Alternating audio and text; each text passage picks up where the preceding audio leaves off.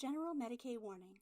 The views expressed in 5-ish minute lore, the lore delivered in rants, are sanctioned by their scholar Progenium as excess rageous. Prolonged exposure can result in loss of IQ, high blood pressure, random outbursts, and blunt force trauma to the skull, resulting in unconsciousness. Please consult your local physician for more information. UR-025, the last man of iron, on an eternal quest to find more of its own kind.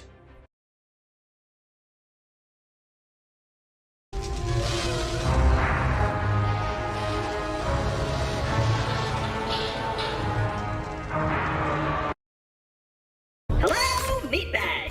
Let me be the first to congratulate you on your selection to have your life juices powered the Big Getty Star. I hope the amenities are to your liking. In the glorious future for all mankind, there are a few bad apples. Shocker, I know, but every so often one of those bad apples does something that royally pisses off the sort of people you simply don't want to piss off, and when that happens, the typical reaction is to do one's best to hide. Sometimes, though, you've royally pissed off those whose reach is practically limitless, whose wealth and power are unquestionable, and at that point, even the darkest hole in the ground isn't safe. When those people are pissed off, it's time to find a hole in a hole. And then there are people like UR025 who don't want to find out who they've pissed off.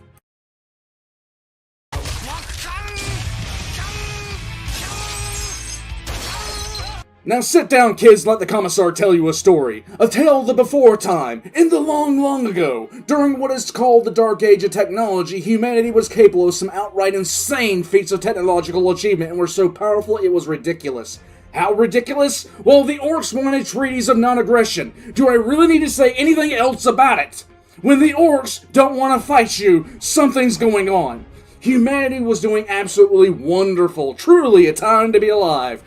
Then, due to a combination of the Eldar, a sudden spike in the population of Psykers, the Eldar, the method of faster-than-light travel becoming unstable, the Eldar, humanity's technology becoming sentient and deciding to murder everybody, and the Eldar, everything came apart. Taking any one of these things alone, humanity might have continued on, corrected itself, and kept on charging forward. But with all of them happening at relatively the same time, it caused an absolute cascade failure, dragging humanity into an almost 5,000-year period of pure ruin called the Age of Strife. You want a historical example of this? Look up the Bronze Age collapse.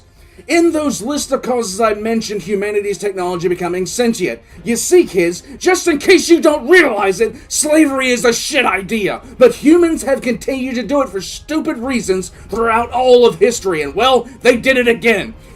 This time, some enlightened morons decided to create AI, and then promptly started treating it like hot garbage, all the while mass-producing their new slaves in greater and greater abundance. Now, let's do some math, kids. If you take a creature, install top-of-the-line combat software in it, a Gatling gun, and tank armor, and then you promptly begin smacking it around, you're asking for an ass-whipping, and that's exactly what humanity got. It took humanity, the Eldar who were taking time away from the galaxy-wide orgy, and another race we don't talk about anymore.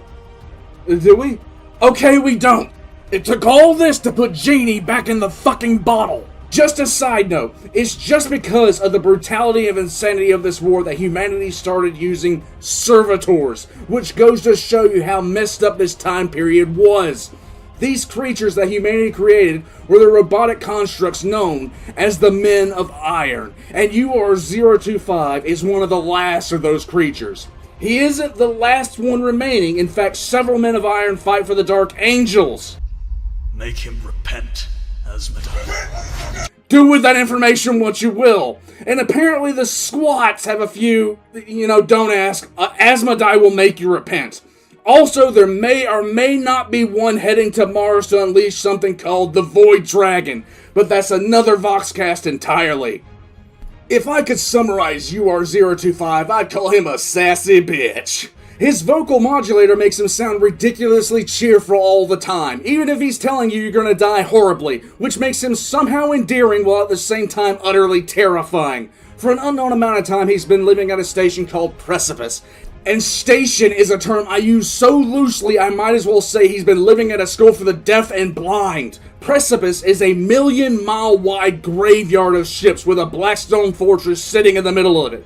Yep, the The same kind of Blackstone Fortress involved in the Abaddon Temper Tantrum. This Blackstone Fortress is sitting in the ass end of the Segmentum Pacificus, and as soon as UR025 found out about it, he faked being a robot and went straight there. UR025 has perfected the program Bullshit.exe and uses it regularly to keep his true nature hidden. He claims to be owned by the Magos Eternicus Naphthos III, Men 3, and makes money by guiding people around the Blackstone Fortress. Unfortunately for him, he tries at the same time not to give away too many secrets of the fortress, because he's hoping there's another sentient machine inside, and he's looking for his mood kindred. This has led to a fair amount of people who pay him winding up dead because he guides them straight into places where he can kill them without anyone noticing. UR025 will gaslight anyone that comes within vocal range, sounding as happy as hell when he's doing it, all the while keeping his sentience as secret as he possibly can.